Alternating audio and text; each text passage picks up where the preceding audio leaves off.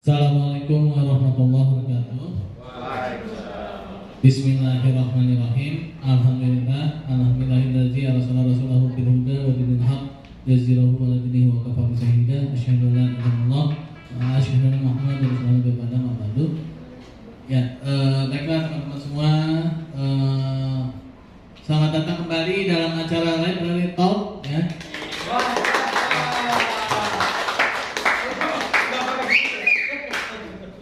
Ya, acara rutinitas kita yang biasa diadakan 2 pekan sekali, yaitu khusus karyawan Institut Setiami Kampus C ya. Kita kali ini akan melanjutkan ya, tapi sebelum melanjutkan ada pengarahan sedikit ya dari kepala kampus kita, yaitu Bapak Heksma Rahmadi SEKT MSI ya. Mungkin untuk menghemat waktu saya persilakan langsung saja. Baik, terima kasih Pak Hasbi. Assalamualaikum warahmatullahi wabarakatuh. Waalaikumsalam warahmatullahi wabarakatuh. Alhamdulillahi nahmaduhu wa nusalli wa nusallim ala rasulil karim wa ala alihi wa sahbihi ajmain, amma ba'du. Sebelumnya terima kasih Pak Hasbi ya atas jamuan nasi biryani rice siang hari ini. Yang disponsori oleh Habib siapa? Habib Al-Rahman. Ya, jadi sama-sama kita kirimkan doa ya teman-teman. Semoga Ananda Abdurrahman bin Abu Hasik, ya, Hasik yang nomor 1 ya? Itu semoga sehat selalu ya, dan telah menjadi qurrata a'yun, penyejuk mata orang tuanya ya. Al-hadiniyah wa kulli niyatin sholihah. Al-Fatihah.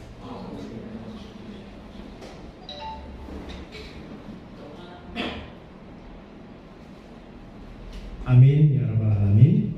Baik, teman-teman semuanya. Jadi Sayyidul Ayam, pernah dengar kata-kata Sayyidul Ayam? Penghulu semua hari, yaitu hari Jumat. Ada keberkahan di hari Jumat ya. Itulah sebabnya di hari Jumat ini secara spesial kita khususkan untuk semuanya masuk pagi ya. Sebenarnya ini tradisi yang sama di pusat, itu kalau hari Jumat semuanya masuk pagi. Apa yang dilakukan di hari Jumat itu? Jadi kalau mau off, ngambilnya jangan hari Jumat, hari lain boleh. Hari Jumat itu semua harus kumpul ya. Di minggu pertama dan ketiga kita sudah ada acara, sudah reservasi acara seperti ini. Itu minggu pertama dan ketiga ya. Jadi semua nanti akan dapat giliran juga ya. Misalnya nanti itu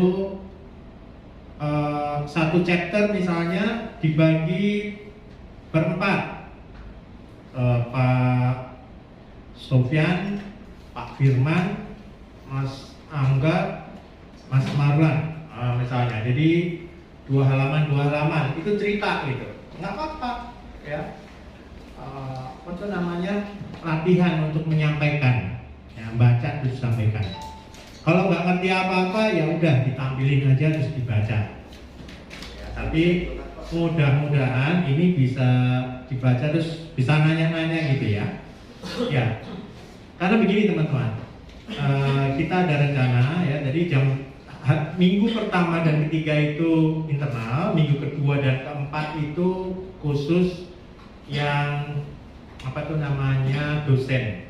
Ya, kalau yang dosen itu nanti hanya biasanya Mas Agung, saya dan Pak Adi kayak kemarin gitu ya di ruangan saya. Kayak podcast, tetapi tidak selalu hostnya itu saya. Bisa saja nanti Mbak Nike atau Pak Hasbi atau mungkin yang lainnya yang saya lihat nanti ada potensi untuk jadi host seperti itu ya. Bahkan Hima mungkin akan saya libatkan juga ya. Divisi apanya itu? Kalau di Hima itu ada divisi yang penyiarannya kayak gitu ya. Nah teman-teman apa yang masuk? Ya kita akan banyak ada acara kalau setiap Jumat itu nanti sedang kita arrange. Bisa senam, nah, nanti rencana kita mau ada senam ya. Di belakang itu ya senam. Kemudian Jumber ngumpul seperti ini misalnya, atau yang lainnya misalnya mau mengundang Ustadz untuk tahsin misalnya, bisa aja di situ ya. Atau apa tadi Mbak? Skill, perbaikan skill dari teman-teman. Misalnya di hari Jumat itu para OB semua akan dilatih Word atau Excel atau PowerPoint dan seperti itu. Kemudian juga English ya, nanti akan ada English Day, dan English Day itu menulisnya nanti dalam seharian itu ada tugas Anda harus berinteraksi dalam bahasa Inggris ya, seperti itu. Kemudian setiap Jumatnya mungkin conversation kita akan mengundang native speaker misalnya. Terus bisa juga kita akan pertimbangkan ini apa tuh namanya, Mas Dul nanti akan melatih tim umum ini agar semuanya punya skill drive ya, mengendarai gitu. Jadi hari Jumat itu intinya adalah jangan ada kegiatan apa-apa gitu ya, jangan ada, atau bagi-bagi makanan bareng-bareng bisa ya, seperti itu ya teman-teman ya. Jadi setiap hari Jumat itu seperti itu, sehingga diharapkan para koordinator itu tahu anak buahnya ya. Mbak Mika tahu misalnya Mbak Adit mau izin hari Jumat, jangan Jumat deh izinnya, ntar aja hari Sabtu atau hari Minggu. Terus nggak usah izin ya.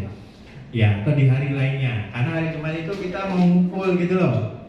Ini kita ini udah dikit cuma 21. Kalau 5 aja nggak masuk itu jadi dikit banget ya. Mau kapan lagi sih ya ininya, seperti itu. Ya. Jadi seperti itu teman-teman. Potluck itu akan dilakukan sebulan sekali. Setuju nggak? Setuju Pak. Potluck itu bawa makanan itu loh, bareng-bareng itu loh. Ya kan kalau 2 minggu sekali kayaknya terlalu ini, seminggu sekali sebulan sekali lah ya. Sebulan sekali itu nanti bawa, nggak usah banyak-banyak karena itu nanti kan kalau dikumpulin jadi banyak itu. Ya, jadi konsepnya bukan Anda bawa untuk 21 orang enggak ya, tapi hanya seharga 15.000 atau 20.000 seharga yang Anda makan itu. Ya, jadi nanti kalau dikumpulin kan nanti. Ya, cuma kalau yang ada yang mau bawa gitu ya sebanyak itu ya nggak apa-apa juga, monggo aja, itu kan sedekah juga ya jatuhnya. Tapi intinya kalau yang merasa berat itu seharga itu, dan usahakan membawa. Merasalah malu kalau cuma numpang makan, oke? Ya walaupun kerupuk kayak apa kayak gitu, ya bawa kerupuk atau sambel atau apa gitu, mampir warteg beli sambel 5.000 atau 10.000 gitu, ya, ya seperti itu. Jadi atau lalapan, mampir pinggir jalan ada pohon-pohonan itu petikin gitu. Pucuk ya, sembarangan itu buat lalapan. Ya seperti itu ya teman-teman ya. Ini untuk kebersamaan satu hati. Ya teman-teman, namanya kita kerja ya. Dalam rumah pun kalau saya lihat itu anak saya itu kalau udah kelamaan di rumah itu biasanya gitu, ada friksi ya kayak gitu ya. Tapi kan kita harus menyadari bahwa ya we are here together, for better or worse, bahasa Inggrisnya kayak gitu. Apapun kondisinya ya, jadi saling memaklumi, saling mengikhlaskan, saling menghormati, yang muda menghormati yang tua, yang tua yang muda ya. Jadi ya sama-sama lah ini ya, semuanya seperti itu ya, karena kita ini keluarga besar ya. Baik, itu intinya teman-teman, mohon doanya. Jadi minggu depan kita sudah mulai ke kecamatan-kecamatan ya, enggak ya? Kita akan presentasi di acara Well di beberapa kecamatan. Mudah-mudahan di situ nanti bisa dapat database-nya sehingga bisa kita follow up nanti kan pegawai-pegawai yang di situ untuk melanjutkan di kita. Mohon doanya terus ya teman-teman ya. Baik, itu saja Pak Hasbi. Kita mungkin waktunya sudah mepet, silakan. Ya, terima kasih sebelumnya kepada Bapak Heksawan Rahmadi SEKT MSI, Kepala Kampus Institut Siawi Kampus C, atas doanya Pak dan juga atas arahannya. Karena waktu juga sudah semakin dikit ya, mungkin kita langsung saja masuk kepada materi yang akan disampaikan oleh Ibu Aniko Suci Badriawan, SPD MA. Ya, dipersilakan Ibu Aniko.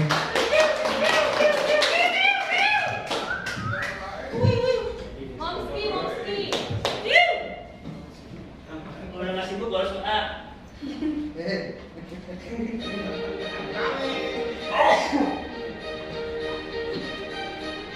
Kok gue nggak ada di situ, kalau gue masuk loh.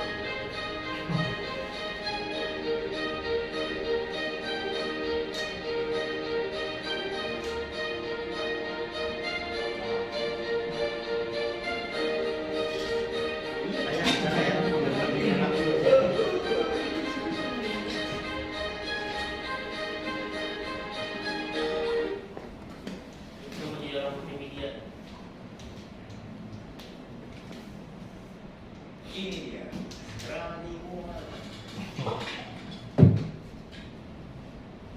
Ya, bismillahirrahmanirrahim. Assalamualaikum warahmatullahi wabarakatuh. Waalaikumsalam warahmatullahi wabarakatuh. Alhamdulillahirabbil alamin, wassalatu wassalamu ala asrofil anbiya'i wal mursalin wa ala alihi washabihi ajmain. Amma ba'du. Baik teman-teman semuanya, mari kita syukuri atas semua kenikmatan yang Allah berikan kepada kita semua, karena pada zaman sekarang ini, pada saat ini, kenikmatan kesehatanlah yang sangat berharga untuk kita semua. Mari sama-sama kita ucapkan alhamdulillah ala kulli hal, karena Allah sudah memberikan semua kesehatan, kenikmatan sampai saat ini, sehingga kita semua bisa berkumpul di tempat yang mulia. Amin. Baik teman-teman semuanya, di sini saya akan sharing, mungkin nanti kita sama-sama diskusi ya, untuk para orang tua dan calon orang tua. Nah, di sini memang temanya bagus banget. Awal baca buku ini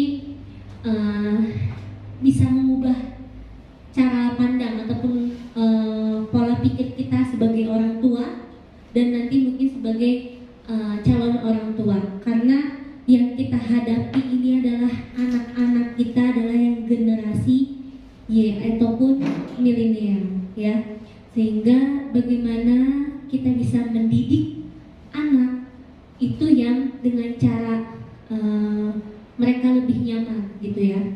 Baik, langsung saja biar untuk mempersingkat waktu, di sini saya akan sharing terkait judul bukunya Strawberry Generation, karyanya Pak Renal Kasali. Ini beliau ini saya baca historinya, sudah banyak banget pengalaman-pengalaman di beberapa luar negeri ya, sehingga yang dia tulis di sini itu adalah berdasarkan empiris ataupun pengalaman yang beliau gitu ya, sehingga digabungkan antara teori dengan pengalamannya dan menjadilah sebuah pola pikir baru untuk sebagai orang tua yang milenial. Baik, di sini ada di bagian kedua dalam bukunya, yaitu High Teach and High Touch Parenting ya. Oke, di dalam buku ini memang tidak dijelaskan ya teman-teman apa itu High Teach dan High Touch ya. Namun di sini saya saya coba mencari tahu ya di beberapa artikel-artikel ya, di sini ketemu akhirnya menurut John Naisbitt dalam bukunya High Pitch and High Touch. Kalau high pitch itu dia artinya kemajuan yang akan terjadi di masa depan, atau bisa disebut sebagai inovasi ya, atau kemajuan di bidang teknologi ya. Kalau high touch ini mengakui adanya sesuatu yang lebih besar dari seseorang. Jadi dia menyadari bahwasanya kita tuh orang hebat gitu ya, entah itu ketuhanan maupun kemanusiaan. Maka di sini dari dua yang ditulis oleh John Naisbitt dalam bukunya, saya menyimpulkan bahwasanya arti dari high pitch and high touch itu adalah menikmati sebuah kemajuan teknologi yang berkembang saat ini, namun tetap berpegang teguh dengan ajaran-ajaran yang berlaku ataupun dengan norma-norma yang berlaku, baik norma budaya kita ataupun norma agama ya. Jadi menyadari dengan adanya kemajuan teknologi tapi tetap pada jalur norma yang berlaku. Ya seperti itu ya kesimpulannya. Oke, lanjut nih teman-teman semuanya. Pak Renal, saya menyebutnya Pak Renal ya, so akrab banget ya. Tapi saya penasaran malah foto ini mana gitu, saya cari di Google gitu, nggak ada ya fotonya. Infonya sih beliau masih muda, beliau ini doktoral masih muda, sehingga saya penasaran wajahnya kayak apa. Kalau ganteng mau saya solawatin biar anak saya sepinter beliau. Ingetin gua aja kan. Udah ganteng, terus pintar gitu ya, subhanallah. Saya jadi kagum dengan beliau setelah membaca ini. Baik teman-teman semua, di sini beliau langsung mengutip ya. Tadi high pitch and high touch ini beliau langsung mengutip pengalamannya beliau. Nah di sini beliau mengutip kala teknologi mengubah keluarga kita. Ya, artinya kala itu terkadang ya, tidak semuanya teknologi itu bisa mengubah keluarga kita. Karena tergantung dari keluarga kita yang masing-masing gitu ya. Namun di sini beliau mengutip kala teknologi mengubah keluarga kita. Harus teman-teman sadari bahwasanya kemajuan teknologi telah membawa berbagai perubahan terhadap peran masing-masing anggota keluarga. Ya, maka dengan adanya kemajuan teknologi, kita harus siap menerima dan berani kompromi. Maksudnya seperti apa yang beliau bilang seperti itu?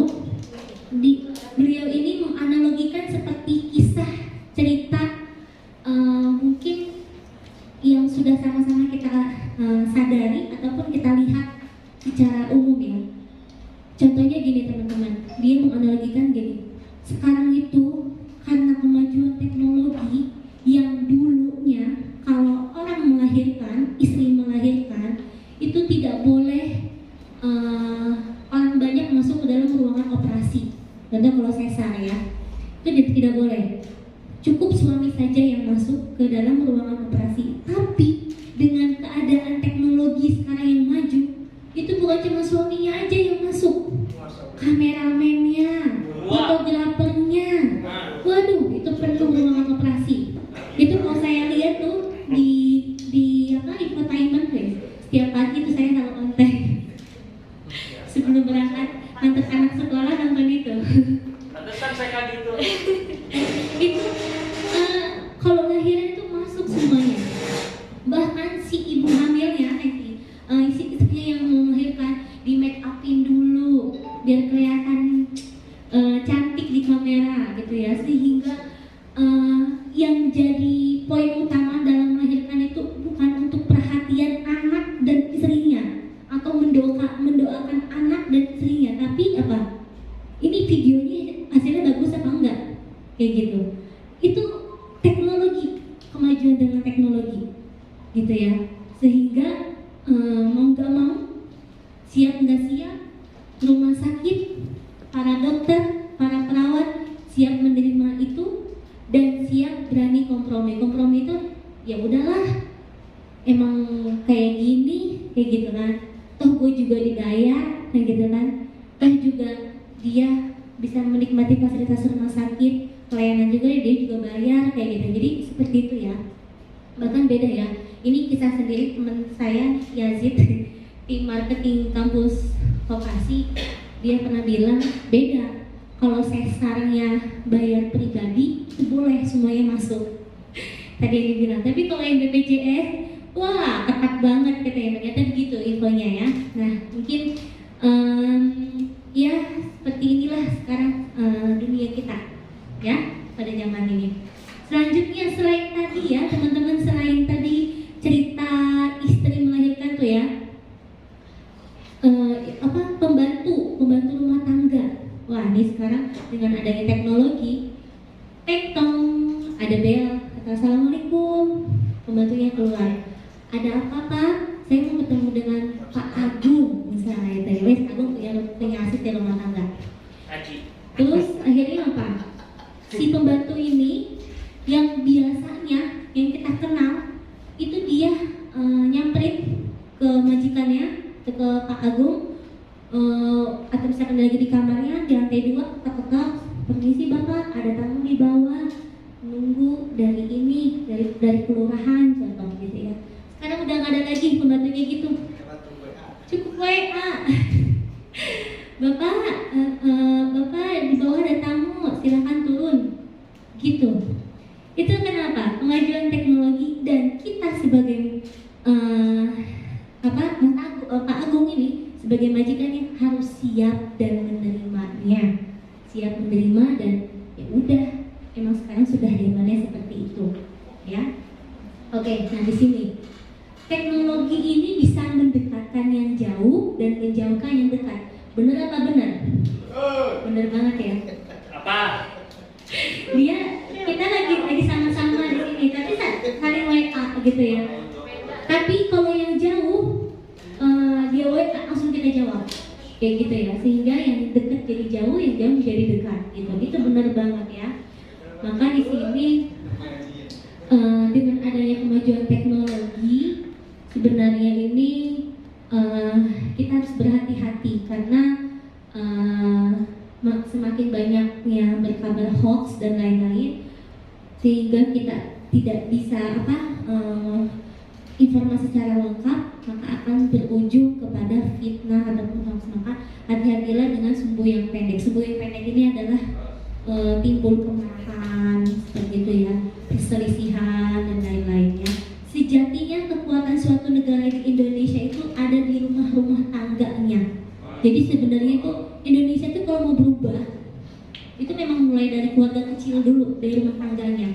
Kalau setiap rumah tangganya beres, dialog lancar dan terbuka, hampir pasti semua keluarga tersebut tidak bakal gampang pecah belah, ya. Jadi banyak sekali permasalahan-permasalahan itu yang ditimbulkan dari teknologi, ya. Nah, seperti itu ya. Jadi memang harus kita sadari semuanya ya, sehingga kita harus bijak dalam menggunakan teknologi. Baik, selanjutnya beliau juga mengangkat ini. Kalau anak ingin hebat, orang tua harus berubah. Nah, ini maksudnya gimana nih? Kalau kita ingin menciptakan anak-anak hebat, harus kita berubah nih orang tua. Apa sih yang harus dirubah oleh orang tua?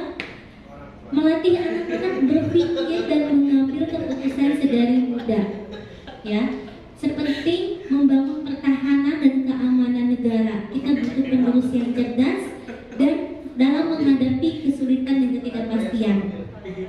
Kalau lihat dari gambarnya, di sini saya ngambil gambar ada anak kecil mempersiapkan mata pelajaran untuk besok, atau mungkin bisa dilihat dia belajar sendiri, ya. Jadi memang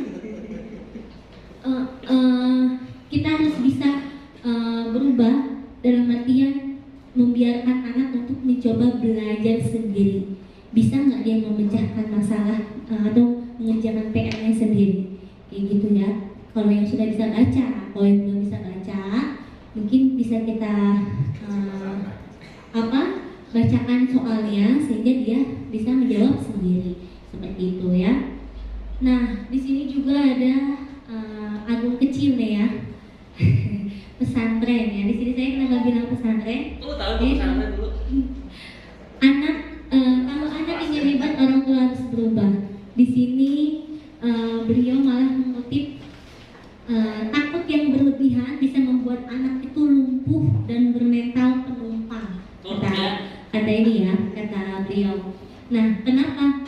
Ya, kita harus bisa beranikan anak kita, lepas anak kita untuk bisa mengenal alam dan bisa lebih mengenal realita seperti itu ya, dibanding harus kita sebagai orang tua yang lebih mendikte anak, kamu harus begini, kamu harus begini, kamu harus jadi ini gitu ya. Karena anak-anak sekarang ini udah sangat pinter banget ya teman-teman, bahkan lebih pinter anaknya dibanding orang tua, karena yaitu mereka ini lahir di generasi milenial. Nanti kita akan bahas lanjutnya seperti itu ya. Kalau di sini beliau menyontohkan dia mendidik anaknya sendiri, yaitu dengan berpergian ke luar negeri semasa SMA-nya sendiri tanpa dibekali uangnya, tanpa diarahkan silakan kamu nginep di sini ya, nanti di hotel ini, silakan nanti kamu di sana ketemu kedutaan ataupun KBRI ini ya gitu. Di mana misalkan Singapura ya, di Singapura ada teman papa loh namanya ini, nggak diarahin, sehingga dia benar-benar ke Singapura, diarahkan untuk pergi berlibur ke Singapura tapi sendiri, tanpa didampingi, tanpa diarahkan gitu. Jadi dia akan bisa menemukan pengalaman-pengalaman yang dan bisa pengalaman, terus bisa menemukan kesulitan dan bisa menyelesaikannya seperti itu ya. Jadi kita harus berani berubah jika anak kita ingin hebat. Jangan ya dimanja lah bahasanya ya, kalau ini tuh kayak dimanja. Mungkin kalau dari balita nih kita boleh kayak makan dia berantakan gak apa-apa, dia main kotor is okay gitu, karena ya kita harus siap ingin mencetak anak-anak kita yang hebat seperti itu ya. Intinya seperti itu. Selanjutnya di sini beliau juga mengutip dua generasi di pendidikan kita. Kita ini ada dua generasi menurut beliau ya, ada dua generasi nih di dunia pendidikan kita. Yang pertama adalah digital native dan digital immigrant ya. Nah, kalau yang digital immigrant ini adalah kita.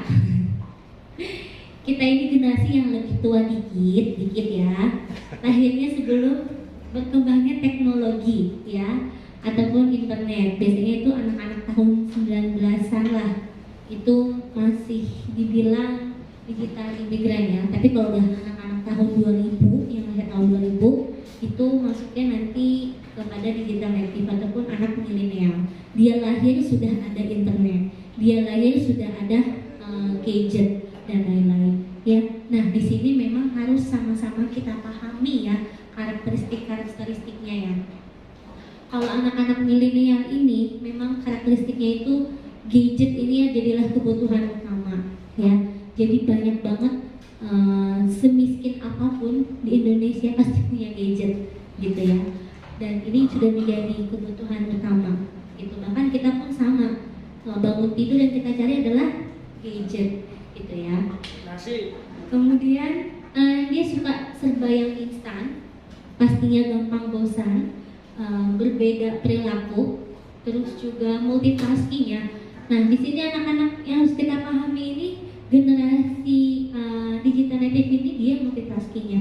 Jadi dia tuh bisa mengerjakan mengerjakan lebih dari 2 kegiatan, bahkan lebih.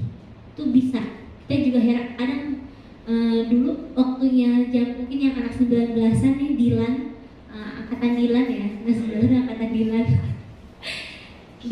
Angkatan Dilan ini kalau belajar hafal ya nggak hafal gitu, nggak bisa yang namanya menghafal sambil nonton TV itu buyar. Yang saya rasakan ya pribadi gitu. Tapi anak-anak sekarang bisa kayak gitu. Dia belajar baca buku pembelajaran itu sambil headset masih nempel gitu loh, denger musik gitu. Terus sambil duduk di kursi goyang gitu kan. Itu bisa. Kalau kita ya 5 menit tidur kali kalau kayak gitu ya.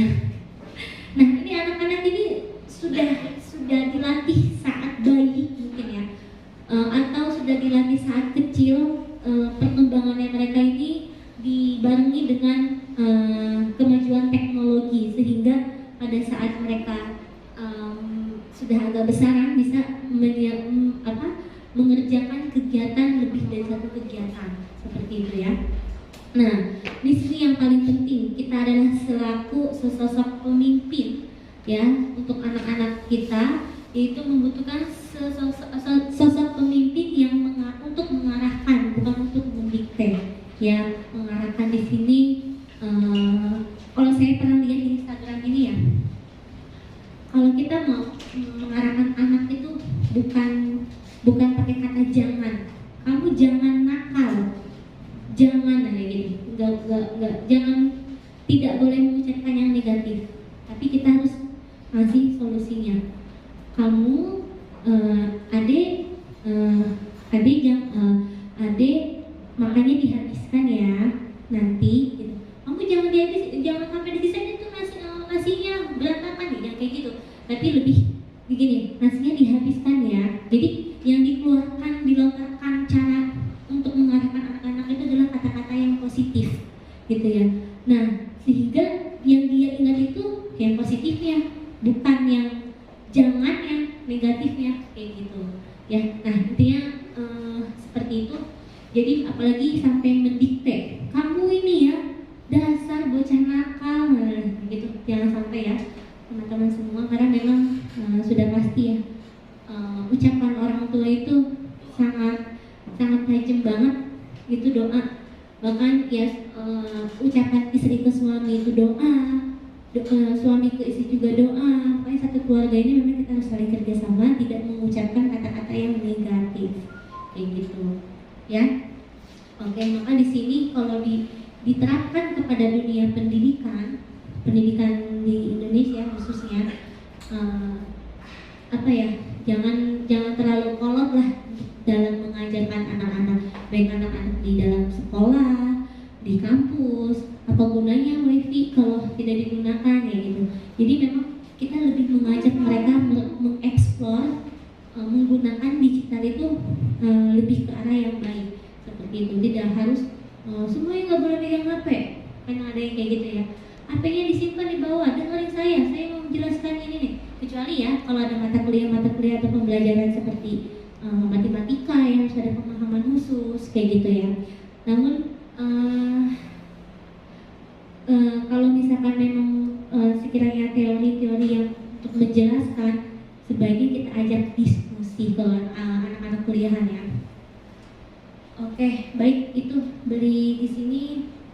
Jadi membuat suasana belajar itu yang menyenangkan lah ya, karena mereka sudah bisa mengerjakan 2 kegiatan ataupun lebih dalam satu kegiatan gitu ya.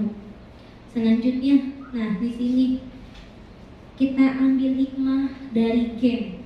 Nah ini saya langsung belajar dari anak saya, karena anak saya ini gamer banget ya, masih umur 4 tahun, tapi dia dengan game itu subhanallah udah banyak tahu banget gitu ya. Bukan termasuk anak TikTok, enggak ya. Anak saya ini kayaknya lebih ke game-game gitu dibanding TikTok, Instagram, foto-foto. Kan kadang kalau cewek itu, anak cewek itu ada yang TikTok banget, dikit-dikit minta dia joget gitu. Kalau anak saya ternyata di sini game gitu ya. Dari sini saya ngambil hikmah dari game di sini. Beliau ini mengapa sih kok anak-anak kita lebih banyak lari ke dunia game dibanding ke dunia nyata? Ada yang tahu nggak? Alasannya di sini beliau langsung meneliti pengalamannya beliau ya. Beliau untuk mencoba di sini ya, beliau mencoba untuk menyukai game. Ternyata gimana nggak anak-anak lari ke game daripada ke dunia nyata. Orang di game ternyata di situ tuh banyak kaya akan apresiasi. Gimana sih kalau apresiasi tuh? Jadi dia ngerasa diri dia tuh dihargai dalam dunia game ya, dibanding dunia nyata. Kalau dunia nyata diomelin mulu misalkan gitu. Tapi di dunia game dia tuh ngerasa gue tuh dihargai gitu. Pas awal dia masuk ke game, klik, selamat datang di dunia superhero. superhero misalkan gitu ya. Nah di situ kan wah gue disambut, gue superhero kayak gitu kan. Wah gue disambut, gue dibilang kok pahlawan kayak gitu di dunia game gitu kan. Nah setelah itu setelah dia masuk welcome gitu kan, sudah selamat datang, langsung diberi briefing, dikasih pengarahan. Ini saya kasih ini ya, nanti kamu akan ada musuhnya yang mukanya begini, yang warna hijau, yang warna oranye itu juga musuh kamu gitu kan. Silakan kamu boleh tembak musuh-musuh kamu dengan beberapa senjata, disediain senjata. Jadi diarahkan, oh ini loh yang baik, oh ini yang jelek. Kalau yang jelek itu kita harus bagaimana? Beri solusi. Kalau di sana, kalau di game itu diberi toolkitnya, senjatanya, diberi tembakan, pisaunya dan lain-lain. Pokoknya di briefing. Pada saat dia berperang, ya istilahnya kalau di dunia nyatanya, saat dia menghadapi kesulitan, berperang untuk mencoba menyelesaikan kesulitan. Nah di dunia game ini, kalau dia berhasil menghabiskan musuh-musuhnya, diberikan tepuk tangan yang banyak. Wah, di situ suaranya benar-benar meriah, orang tepuk tangan. Terus dikasih balon-balon. Winner, kamu adalah pahlawan sesungguhnya di game. Dia, wah, gue dihargain, bisa menyelesaikan misi ini kayak gitu kan. Nah, selanjutnya kalau dia gagal, bukannya diomelin atau dihukum sama si game itu, tapi di apa? Try again, coba lagi, ayo coba lagi, nih dikasih lagi senjata yang bagus, yuk tembak-tembakin lagi, dikasih arahan, tuh sebelah sana ada musuhnya, tembakin, gitu loh, diarahin, sehingga sampai dia berhasil. Intinya apa? Di dunia nyata ini, yaitu kita harus berani belajar dari game, ambil hikmah dari game, sehingga kita aplikasikan di dunia nyata. Oh, anak-anak ini butuh penyambutan yang baik, yang hangat oleh kita selaku orang tua. Coba kalau anak-anak pulang sekolah, assalamualaikum, waalaikumsalam, ada PR nggak? Udah digituin. Gimana nggak pusing coba? Tadi belajar apa? Hafal nggak tadi belajarnya? Tadi ulangan, bisa nggak ulangannya? Nah, loh, udah didikin gitu aja, ya nggak? Sehingga kok gini amat ya, gitu kan? Penyambutannya aja udah begitu gitu.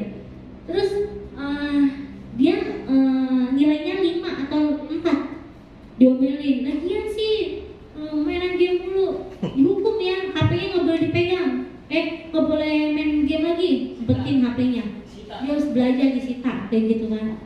Itu dunia nyata. Makanya kebanyakan anak-anak tuh lebih nyaman di game dibanding di dunia nyatanya. Ya karena gitu ya ternyata ya. Nah sehingga harusnya pada saat anak pulang sekolah kita sambut, assalamualaikum, waalaikumsalam. Sini tasnya, makan dulu yuk. Nah ajak makan. Terus apa? Mau dibikinin susu dah, kayak gitu ya. Kalau anak-anak kecil tuh seperti itu. Terus tadi gurunya tadi di sekolah main apa, nah kayak gitu ya. Jadi kita mencoba untuk menyenangkan lah untuk anak-anak kita ya, kita sambut dengan gitu. Lalu pada saat dia gagal jangan dihukum, ya udah coba lagi yuk gitu. Jadi ya itu ternyata ternyata begini. Apa jangan-jangan ini Seka ngerasa bapaknya kayak gitu apa jadi suka lebih game. ini benar-benar jadi evaluasi banget ya, karena Seka ini seneng banget sama game. Bahkan dia banyak kosakata itu banyak dari game. Kita sebagai orang tua aja kaget gitu, baik itu bahasa Inggrisnya, baik itu bahasa Mandarin, kaget loh. Ternyata mainan apa sih? Miga, yang sebagai Miga bahasnya gitu, yang bisa apa? Yang bisa berkomunikasi gitu sama teman-teman di gamenya. Nah, dia kayak gitu. Kalau ini kayak PUBG apa ya PUBG, tapi dia versi ininya femininnya kayak gitu lah. Nah itu saya itu benar kaget ya. Itu anak yang mau apa? Mau ngapain? ternyata dia tuh kolaborasi sama anak-anak yang Cina, bener gitu. Ya Allah, kocak banget gitu kan. Ini umur 4 tahun loh, anak saya udah sampai ke sana gitu. Makanya apakah bakatnya di situ bagaimana? Ya seperti itu ya, ternyata dunia game itu seperti itu ya. Kita bisa ambil hikmah dari game ya. Nah di sini ada beberapa keunggulan dari game. Ternyata game itu yang pertama ya, kaya akan apresiasi. Dia bisa meningkatkan kreativitas, ya, bisa meningkatkan kejelian, bisa belajar bahasa asing dengan otodidak sendiri ya, melatih kesabaran juga dan tidak pantang menyerah. Kita ambil hikmah dari game seperti itu, ya. Bahkan anak saya juga tahu interior rumah yang bagus tuh kayak gimana dari game. Dia bangun rumah yang bagus. Ini warnanya jangan warna-warni, karena rumah saya kan warna-warni tuh temboknya. Mami, rumah saya kan kenapa warna-warni ya? Kenapa? Kalau putih-putih semua, biar bagus begitu. Ternyata dia lebih. Maksudnya gini, kok dia 4 tahun udah bisa sampai ke sana? Dia ini. Mami, nanti kalau mau punya rumah lagi yang bagus ya, yang bagus kayak gimana sih? Saya kan yang ada kolam renangnya, itu udah bisa mendeteksi ke sana dari game. Aku tahu dari mana? Ternyata dari game. Subhanallah ya, ini saya belajar banget pengalaman pribadi nih. Anak saya sendiri dia lebih larinya ke game ya. Oke, selanjutnya teman-teman ya, ini golden period ya. Golden period ini sebenarnya masa emas. Masa emas ini tidak hanya untuk anak ya, tapi negara kita pun sama ya. Perlu kita sama-sama renungkan bahwasanya negara kita ini pernah ada pada masa golden period, di mana saat sumber daya alam negara kita ini banyak banget ya, mulai dari air, minyak, kayu ya. Tapi tidak lama lah ya, buat lama, karena yaitu lagi-lagi manajemen negara kita ini lebih senang menjual bahan mentah dibanding menjual bahan jadi gitu ya. Jadi sumber daya alamnya sudah semakin menipis, padahal Indonesia ini adalah negara yang paling kaya, tapi ternyata warganya miskin-miskin seperti itu. Ini sedikit perenungan ya untuk negara kita yang agak ini banget dengan negara kita. Oke, dunia pendidikan kita ini terlalu sibuk menyuapi anak-anak dengan ilmu dan pengetahuan, tetapi kurang mengajarkan pentingnya budi pekerti. Baik teman-teman semua di sini, kenapa sih kok dia bilang bisa mengutip kayak gitu ya? Dunia pendidikan terlalu sibuk menyuapi anak-anak dengan ilmu pengetahuan. Coba teman-teman bayangin, ternyata anak-anak kita tanpa disadari kalau sekolah itu dia lebih banyak menghafal pelajarannya banyak gitu ya, sehingga sebenarnya tidak dibumbui dengan budi-budi pekerti ataupun moral dan etika sejak di golden period ini gitu ya, yaitu bagaimana cara kita untuk bisa menjadi anak yang jujur kayak gitu ya, yang bertanggung jawab. Itu tidak diajari dalam sekolah, tapi lebih kepada targetnya harus bisa baca. Anak 5 tahun harus bisa baca. Kurikulumnya seperti itu. Desain kurikulum Indonesia itu seperti itu. Ya. Anak tuh bisa berhitung, anak tuh bisa perkalian. Sebenarnya itu di dalam mata pelajaran itu ada beberapa budi pekerti yang harus kita terapkan, yaitu ya berhitung dengan yang jujur gitu ya. Kita harus bisa bertanggung jawab. Nah, seperti itu. Dan ini di kita ini agak apa ya, beliau ini karena dia menyekolahkan anak-anaknya di luar negeri, jadi di sini di dalam buku ini dia menuliskan perbandingan sekolahan di Indonesia dengan di negaranya, di negara yang dia tempat tinggal ya. Nah, dan di sini juga lebih banyak orang tua ini menyuapi dengan hal-hal secara nggak sadar ya. Kita mengajari hal-hal yang moral yang jelek juga. Contoh, di saat anak tidak masuk SD, ya kan harus bisa baca tuh masuk SD. Dulu nih saya kasih 2 juta, anak saya masukin ya sekolah SD ini, dan soalnya dekat rumah, misalnya kayak gitu. Nah hal-hal yang kayak gitu tuh ini loh, udah diajari sejak dini oleh orang tuanya.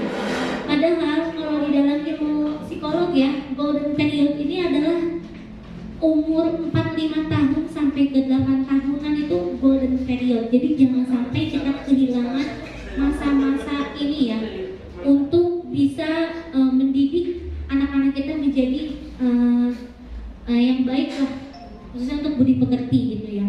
Jadi sadar tidak sadar di saat kita ngobrol dengan sesama orang dewasa gitu ya, atau misalkan kita jual beli dengan pedagang, terus kayak nggak jujur gitu di depan anak kita, itu kita secara nggak sadar udah mengajari anak-anak kita seperti itu ya. Nah bahkan di sini beliau memprotes lah ya, kenapa sih seharusnya pemerintah itu sadar akan adanya golden period itu yang tadi umur 4, 5, 6, 7 tahun ya sampai 8 tahun. Nah kenapa malah pemerintah membangun sekolah negeri yang langsung pemerintah bangun ini adalah mulai dari SDN, SMPN, SMAN sama universitas negeri. Kenapa TK PAUD tidak ada yang negeri oleh pemerintah gitu kan? Nah itu mirisnya Indonesia ini nggak memikirkan ke golden period gitu ya, seperti itu. Padahal yang sangat penting itu adalah golden period. Nah seperti itu ya. Tapi untungnya masyarakat di Indonesia ini masih banyak yang peduli ya dengan adanya golden period, sehingga banyak swasta yang mendirikan ataupun pribadi yang mendirikan sekolah TK, PAUD dan lain-lain. Oke, selanjutnya teman-teman, kurikulum orang tua untuk anak ya. Nah di sini beliau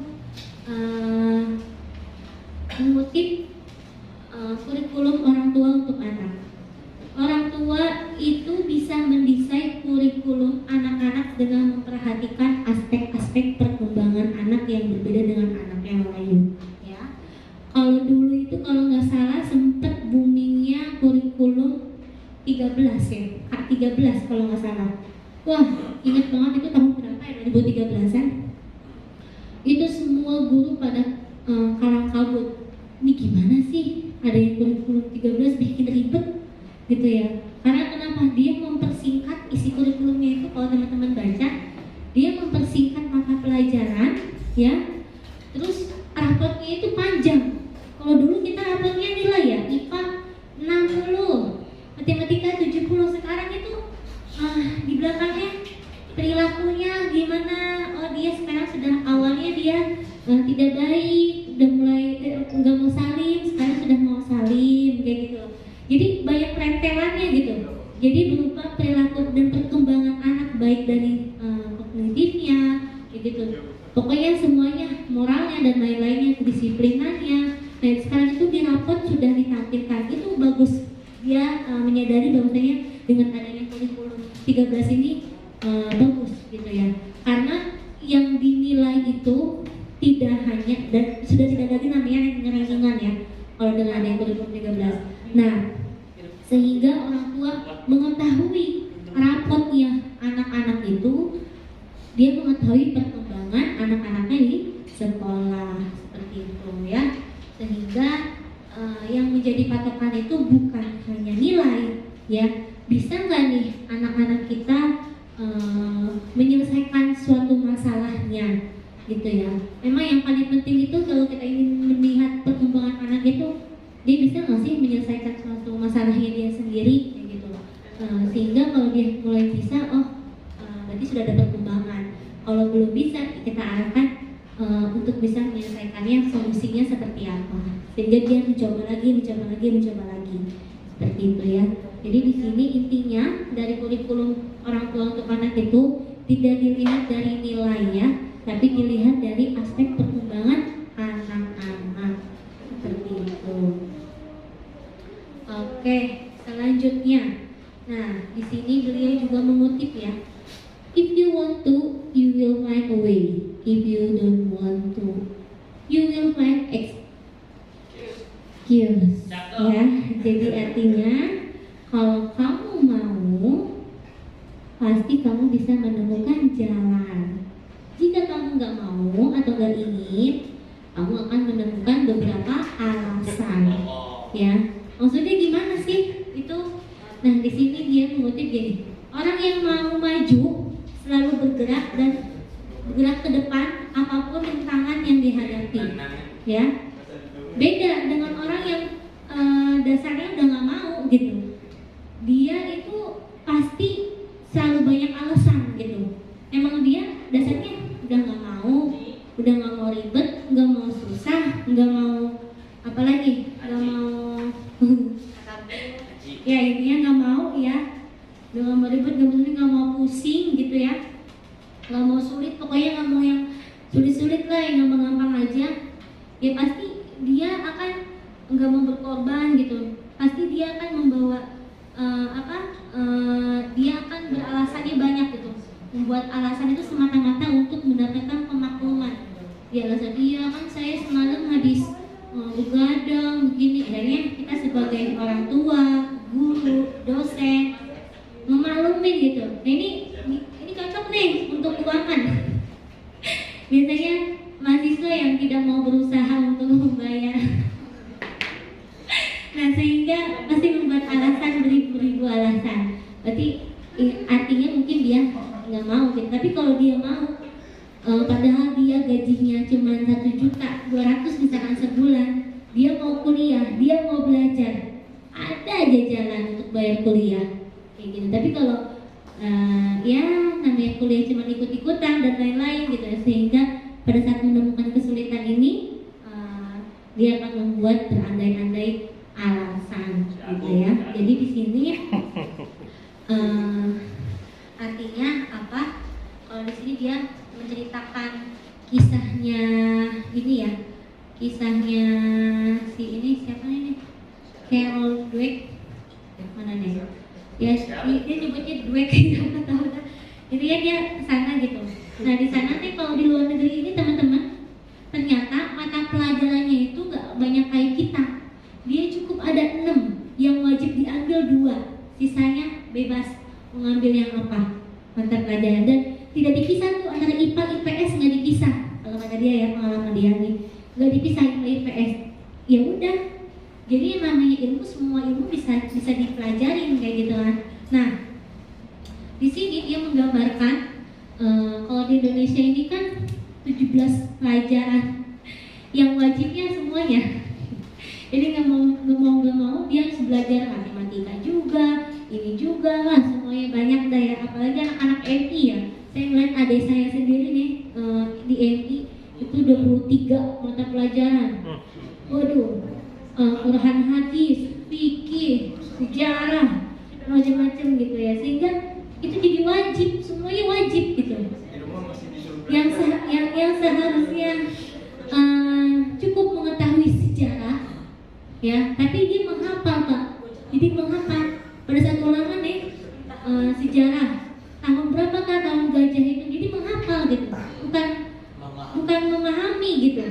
Jadi ya karena kita rasain, saya sendiri merasakan saya cepat lupa gitu ya, walaupun saya belajar agama banyak ya, karena kurikulum di kita ini seperti itu, lupa. Hanya beberapa mata pelajaran saja yang saya sukai sampai sekarang masih ingat. Nah kayak gitulah intinya teman-teman ya.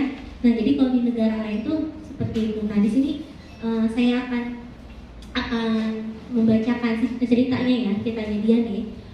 Dia itu disuruh pilih yang wajib kan 2, disuruh pilih mata pelajaran yang lain. Nah disuruh pilih, dia bingung memilih yang mana gitu. Adalah tuh mata pelajaran yang susah gitu kan. Nah terus kata si orang tuanya nih, kalau mudah itu tidak fun nak, katanya.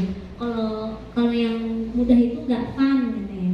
Nah akhirnya saya menantang ke anak saya gitu. Namun seperti biasa pikirannya selalu tertuju pada gampang atau sulit gitu kan. Nah ternyata dia trauma dengan guru-guru yang ada di Indonesia karena banyak mempersulit sama di sekolahnya gitu. Jadi dia emang pingin ngambil yang lain tapi kok agak dipersulit gitu ya.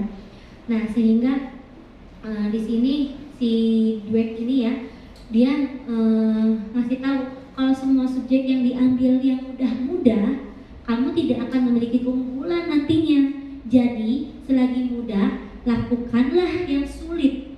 Berani hadapi kesulitan karena kamu akan mendapatkan kemahiran. Kemahiran apa sih ayah? Nah kata anaknya, minimal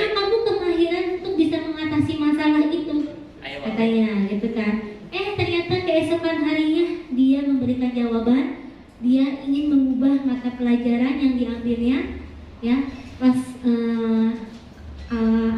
sewaktu saya tanya lebih jauh, dia memberikan jawabannya kayak gini: aku harus bekerja dengan prioritas. Yang ini sulit, tetapi kalau tidak aku ambil sekarang, nanti hidupku akan lebih sulit, katanya gitu ya. Yang ini mudah, tapi kalau tidak aku ambil sekarang, nanti pun akan ku ambil dan tetap mudah.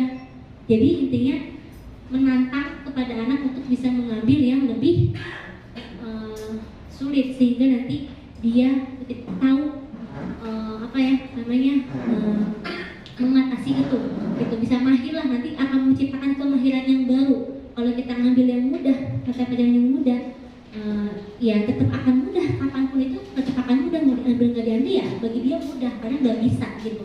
Nah seperti itu ya. Jadi di sini menantang dari kata-kata mutiaranya untuk lebih bisa menghadapi tantangan, ya, bukan untuk ambil yang mudah sehingga akan menimbulkan alasan-alasan seperti itu ya. Oke. Nah, di sini nih selanjutnya teman-teman. Mitos tentang bakat. Bakat itu bawaan lahir apa dari hasil kerja keras? Kebanyakan, tapi kalau kita sering ini, wah ini kayak dari lahir udah bakat jadi anak sultan ya, anak Rabi Ahmad yang kedua dibilang bakat jadi anak sultan. Wah ini kayaknya anaknya ini udah bakat nyanyi dari lahirnya gitu kan.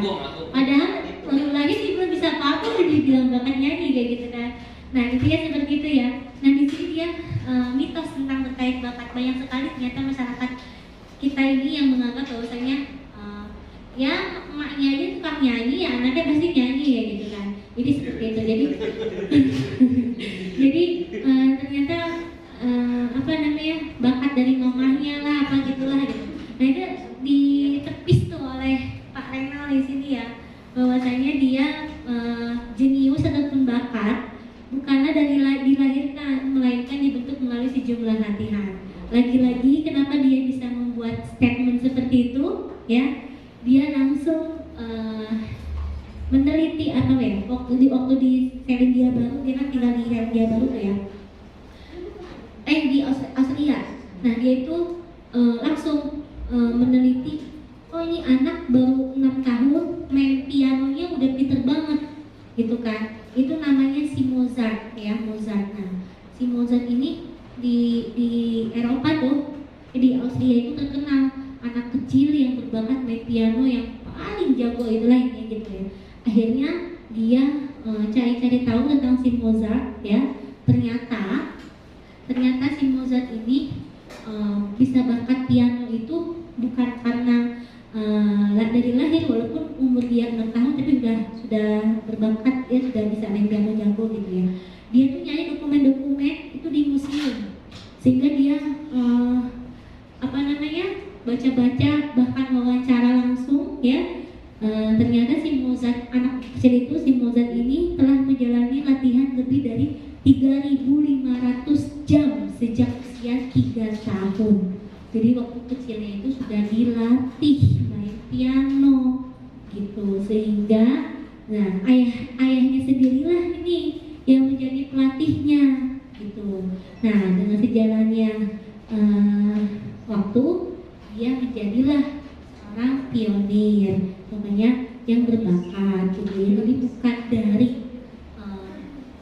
sejak lahir dia sudah bisa piano, berbakat piano, tapi memang sejak kecil sudah dilatih oleh orang tuanya bermain piano ya.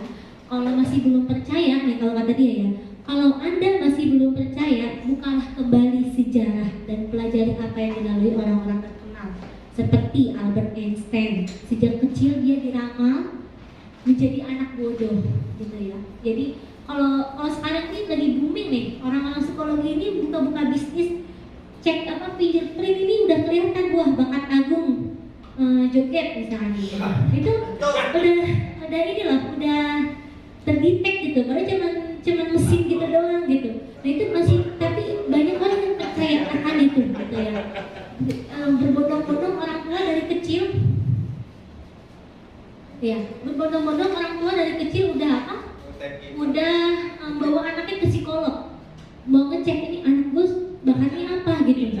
dari bayi, maka dari bayi udah dibawa gitu ya. Nah sehingga itu nggak benar ya. Banyak kok sejarah-sejarah yang menyatakan diramal ataupun pada saat dia cek psikologi, ini kayaknya nggak punya bakat kayak gitu ya. Tapi ternyata sudah besarnya itu berbakat gitu ya.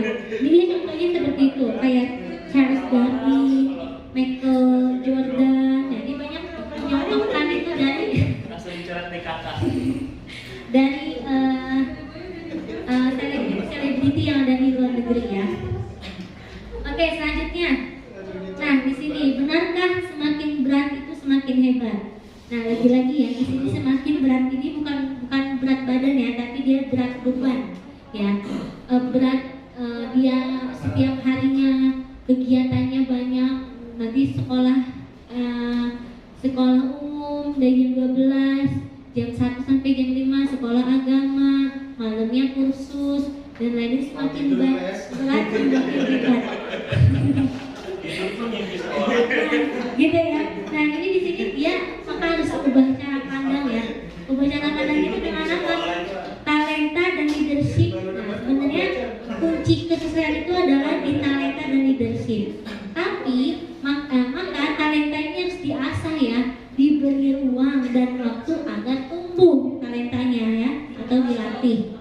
Leadership ini ataupun entrepreneur ini diasah dari keseharian di luar bangku sekolah dan diuji dalam interaksi kehidupan. Jadi intinya dari yang ini tidak semua yang berat itu hebat gitu ya. Contohnya kayak tadi di negara maju justru kurikulum sekolah cuma 6 pelajaran doang. Bekasi. Negara itu mah. Itu pelan-pelan ya. Di Indonesia mata pelajarannya ada 23 mata pelajaran. Tapi hebat nggak anak-anak kita di Indonesia? B aja kan gitu. Beda dengan negara-negara maju kayak gitu ya. Dia cuma mata pelajaran doang. Sekolah kalau musim panas libur sampai 3 bulan. Kalau di luar negeri kayak gitu ya. Jadi intinya tidak benar ya, semakin berat itu semakin hebat. Itu ya begitu ya teman-teman. Oke, sekian dan terima kasih. Materi dari bagian kedua dari bukunya Strawberry Generation, yaitu High Pitch and High Tone Parenting. Oke, akhir kalam dari saya. Wassalamualaikum warahmatullahi wabarakatuh. Ya, terima kasih kepada Ibu Anika Suci Badriawan atas materinya. Mungkin ada sedikit informasi ya untuk pertemuan berikutnya, yaitu Pak Sakti atau Pak Taufan Molamin ya yang akan mengisi, dan berikutnya adalah Agung ya, chapter ketiga di buku Strawberry Generation ya. Dan potluck. Minggu ketiga potluck. minggu ketiga potluck ya. Potluck salah sebut. Nah, 5. ada yang ingin bertanya Atau di-sharingkan. atau ada yang ingin sharing ya? Boleh ya. Pak Sofyan? Pak Sofyan tadi kalau Katanya Ya, Pak Sofyan atau Pak Firman pasti ngerasain tuh anaknya main game terus. Ayo gimana? Mungkin apa yang pengen dirasain? Yang dirasain. belum tes DNA. anaknya ini barang apa? Boleh Pak Sofyan? Apa? Pasti. Ada yang ingin bertanya atau ada yang ingin sharing? Itu tadi atau kasih pendapat aja biar latihan ngomong. Sama nggak sama yang dirasain? Ayo biar latihan ngomong. Yang tadi diomongin Mbak Nike itu kejadian nggak di kehidupan sehari-harinya? Pak Sofyan kan anaknya kan udah beranjak dewasa ya. Kejadian nggak? Misalnya tadi senang ini. Ayo ngasih pendapat. Enggak, emang masalah kemajuan teknologi tadi ya, tentang game terutama ya. Apa yang disampaikan oleh Mbak Tika itu memang banyak terutama kepada anak saya juga pribadi. Cara yang paling efektif itu untuk dia tidak main handphone, yaitu jalan-jalan ke Alfamart. Kayak berjaya.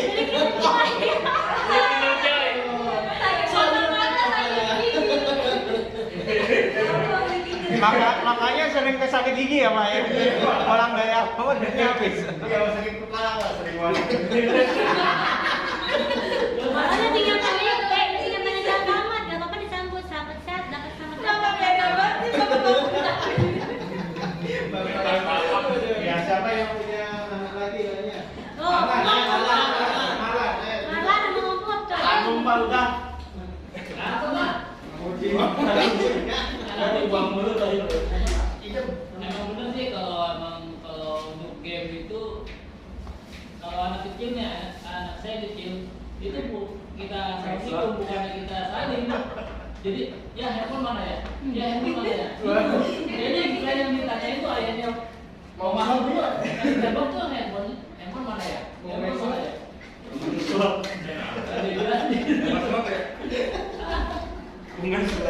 Ayo Pak Firman, gimana ya?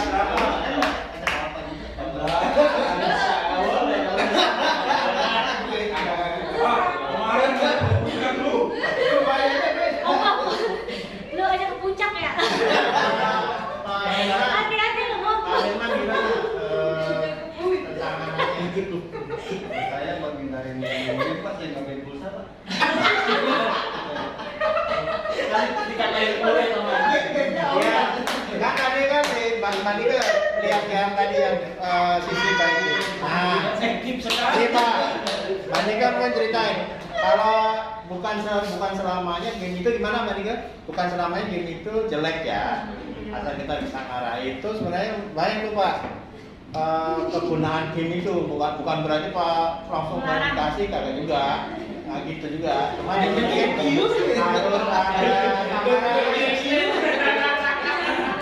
harus ada takarannya mungkin ya. Dominic Island. Siapa lagi yang punya anak? Adam udah punya anak loh. Udah. Ayah nggak mandi ayah. Pasti gantian gimana? Ya Pak Asmi ya cerita. Gimana nasinya? Saya kan moderator. Emang kenapa moderator? Kalau saya Emang diakuin Pak?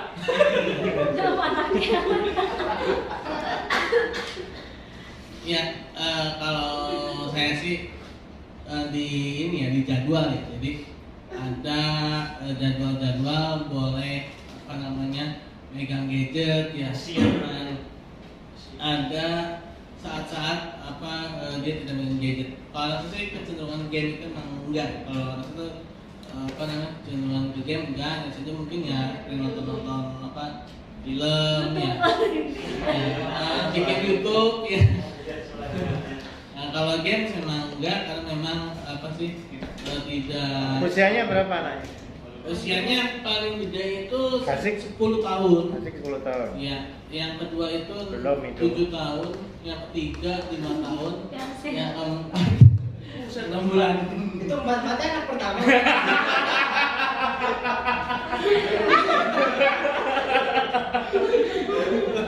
Yang keempat 6 berapa bulan. bulan? 6 bulan. Iya. Lahir bulan apa sih? Juni. Juni tahun lalu. Iya. Juni kemarin. Juni kemarin. Iya. Pas kita lagi Covid itu ya? Iya. Sebelum Pak.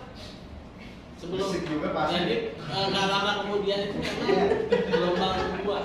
Kalau lu gacor Asmi. Untuk Pandu? Aduh, yang baru datang. Wah ini akil udah anak ini. Kalau saya mah tapi terus jauh. Bukan game. Pertanyaannya mana? Gimana Pak? Coba cerita tentang anaknya, kesukaan anaknya itu di dunia sekarang ini. Nomor 1 itu udah susah tuh. Tampungnya Pak. Ya mungkin saya bisa sampaikan. Hashtag barangnya Pak. Ya, Oke, teman-teman, yang ingin disampaikan Pak Ika tadi ya, bahwa memang ada perubahan paradigma, perubahan kultur ya yang ada di keluarga sekarang. Mungkin tidak akan sama dengan yang dihadapi orang tua kita dulu waktu sebelum ini ya. Kalau saya rasakan tuh memang iya. Jadi anak itu sekarang itu memang, saya juga seperti tersentak tadi ya. Oh iya ya. Anak itu kenapa seneng game ya, ternyata memang game itu memberikan banyak janji-janji ya, walaupun itu virtual ya, tapi feeling itu kan nggak bisa dibohongin kan. Perasaan itu kan apa ya, jadi dia tuh merasakan enjoy di situ, kayak penghargaan, terus kalau kalah bisa nyoba lagi misalnya gitu ya, kayak itu tadi ya. Itulah yang harus kita adopsi gitu ya teman-teman.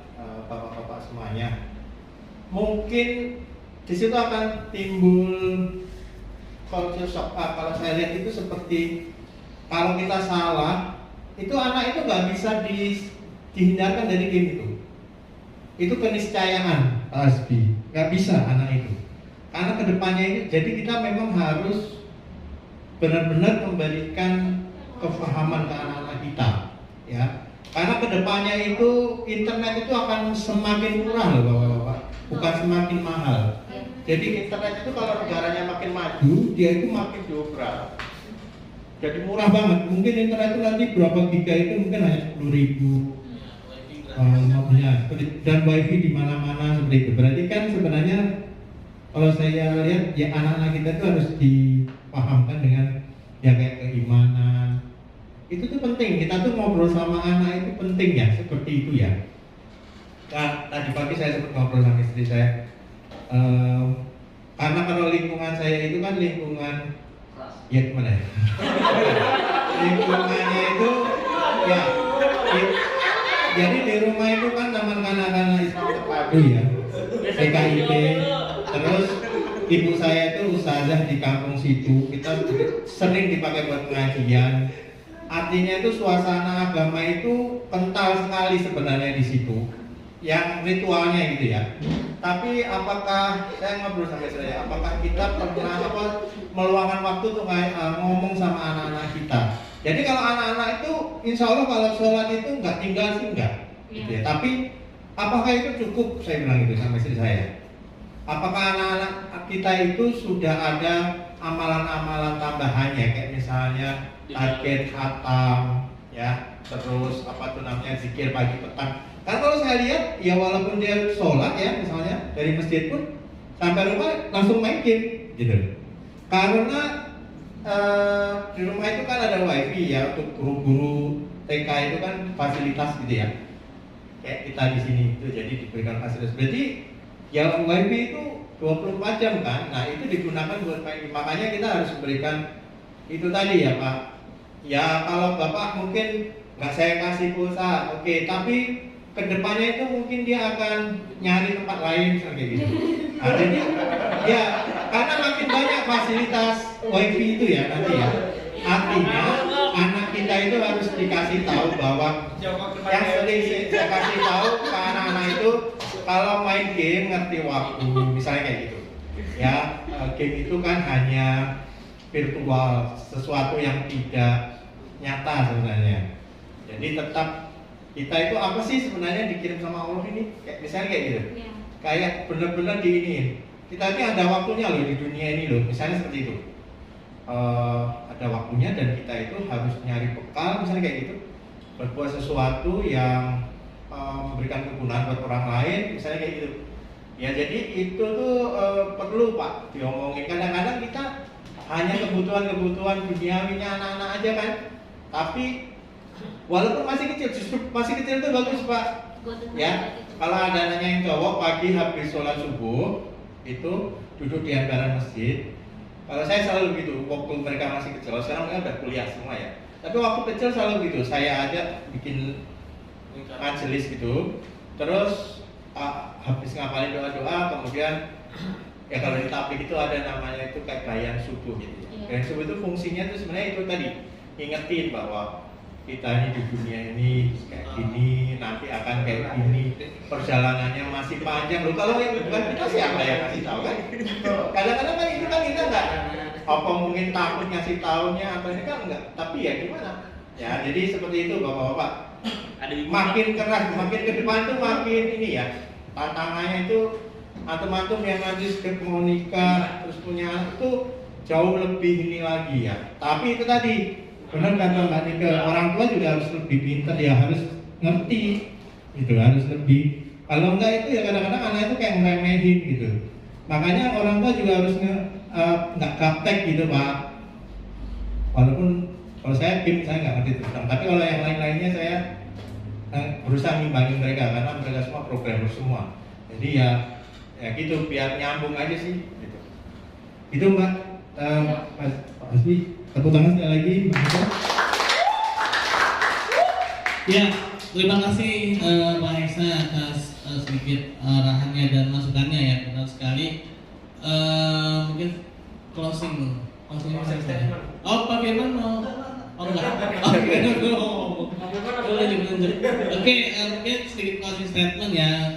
Secara global, Pak Renan Kasali itu memang seorang yang apa ya, benar tuh memiliki nilai ya. Setiap ini memiliki nilai. Itu pertama kali saya bertemu dengan dia itu tahun 2003 ya. Itu masih kuliah. Dia ngisi seminar. Saya kira dia orangnya tuh mohon maaf apa ya kalau namanya liberalis gitu ya, kalau liberal gitu, Renan Kasali gitu kan. Tapi begitu beliau menyampaikan materi ternyata dugaan saya salah 140 derajat. Ternyata beliau itu orang yang memiliki nilai. Nah, apa yang disampaikan Pak Heksa, Bu Nike ya, kalau dibilang ini sisinya itu ada, kalau kita mungkin ada sisi religiusnya, tapi dan sisi yang umum gitu ya. Sisi yang memang itu secara universal itu memang seperti itu gitu kan. Untuk pertama kali yang ketika membuat saya berubah pandangan itu ketika beliau mengomentari bukunya Robert Kiyosaki, yaitu Rich Dad Poor Dad terus dan 4 diagram itu. Nah, beliau mengatakan bahwa satu penyakit yang ada pada buku Robert Kiyosaki itu adalah memandang kebahagiaan dari uang. Nah, itu adalah penyakit yang ada pada buku Robert Kiyosaki. Nah, di situ saya kaget, loh ini orang ternyata pandangannya gini. Saya kira awalnya dia orangnya liberal gitu kan. Ternyata loh kok hampir sama dengan orang-orang yang religiusnya itu tinggi gitu kan. Nah, apa yang disampaikan oleh Pak Heksa, Bu Nike, ternyata memang benar apa yang disampaikan oleh dia itu memang ada nilai gitu ya, yang mungkin secara agama itu kita sudah sedikit banyak mengetahui kan seperti itu ya. Ya karena sudah waktunya juga ya. Ada yang mau sampaikan itu Nike? Udah? Atau yang lain kalau memang sudah tidak ada kita tutup saja dengan baca hamdalah. Alhamdulillahirabbil alamin dan subhanakallahumma bihamdika subhanakallahumma bihamdika asyhadu an la ilaha illa anta astaghfiruka wa atubu ilaik. Assalamualaikum warahmatullahi wabarakatuh.